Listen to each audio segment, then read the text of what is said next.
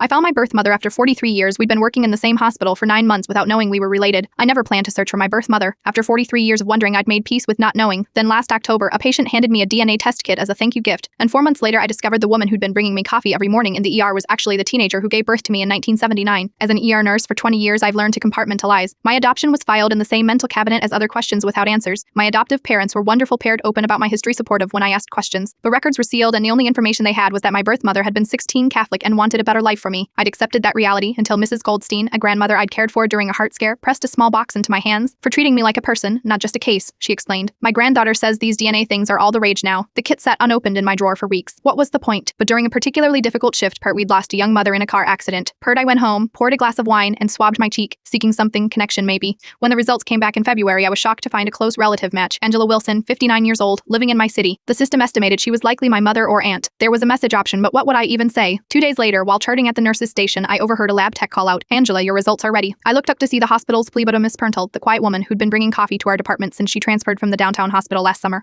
We'd exchanged pleasantries for months, even laughed about having the same unusual eye color, purred a specific shade of hazel with a dark blue ring.